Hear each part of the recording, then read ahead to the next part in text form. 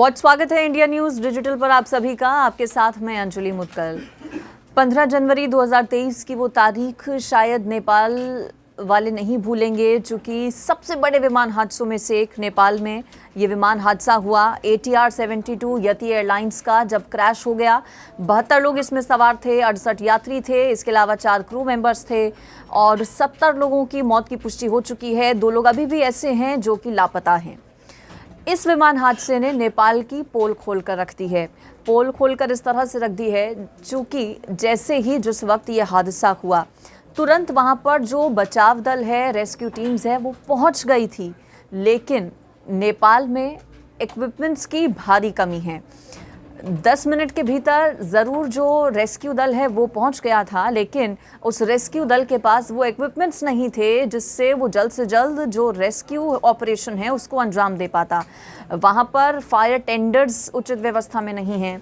इसके अलावा अगर हम बात करें तो और भी कई ऐसी चीज़ें हैं जो कि रेस्क्यू ऑपरेशन में काम आती हैं, जो कि नेपाल के पास नहीं है और ऐसी चीज़ों की भारी कमी है, नेपाल में अभाव है।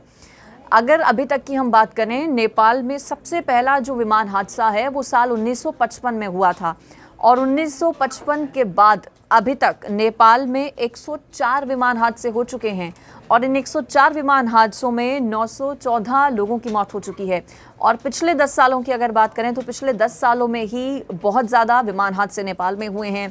सबसे अनसेफ जो फ्लाइट मानी जाती है, ना सिर्फ नेपाल में बल्कि अगर आप गूगल करके देखेंगे तो नेपाल की यति एयरलाइंस को सबसे ज़्यादा अनसेफ फ्लाइट माना जाता है।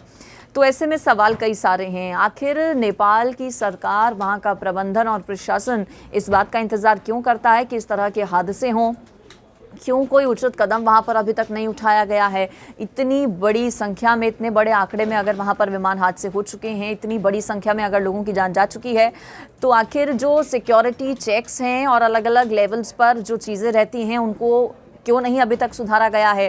साथ ही साथ अगर इक्विपमेंट्स की हम बात करें, चूँकि जानकारी ये मिली है, एक वहीं की स्थानीय अखबार है, उसके हिसाब से उसकी रिपोर्ट के आधार पर मैं आपको ये जानकारी दे रही हूँ कि 10 मिनट में Nepal police, armed police force, सेना की टुकड़ी क्रैश साइट पर पहुँच गई थी, लेकिन वहाँ पर इक्विपमेंट्स की भारी कमी है।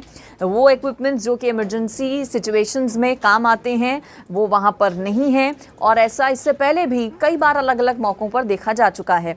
देखिए, नेपाल की अगर हम बात करें तो बहुत ज़्यादा अमीर देश नहीं है नेपाल, एक गरीब देशों में नेपाल की गिनती होती है। और जिस अंतर्राष्ट्रीय एयरपोर्ट पर पोखरा के, चूँकि काठमांडू से इस विमान ने उड़ान भरी थी, पोखरा के नए हवाई अड्डे पर इस विमान को लैंड करना था और वहाँ पर भी बताया जा रहा है कि बहुत ज़्यादा जो सुविधाएं हैं वो नहीं हैं। इसी साल महीने की पहली तारीख को 2023 में ही 1 जनवरी को इस नए एयरपोर्ट का उद्घाटन हुआ था और इस अगर एयरपोर्ट की बात करें तो ये भी एक बड़ा कर्जा लेकर नेपाल की तरफ से बनाया गया है। चीन से एक बड़ी अमाउंट में लोन लिया गया नेपाल की तरफ से, तब जाकर ये एयरपोर्ट जो है वो तैयार किया गया। अब सवाल ये है कि अगर नेपाल पर पहले से ही इतना ज़्यादा कर्जा है कई चीज़ों को लेकर, तो क्या अपनी जो वहाँ पर सुरक्षा सुविधाएं हैं उनको जो नेपाल की प्रशासन है, सरकार है, वो सुचारू और दुरुस्त नहीं कर सकती हैं? आखिर और कितना समय लगेगा, कब इस और ध्यान देगी नेपाल की सरकार, ये देखना होगा।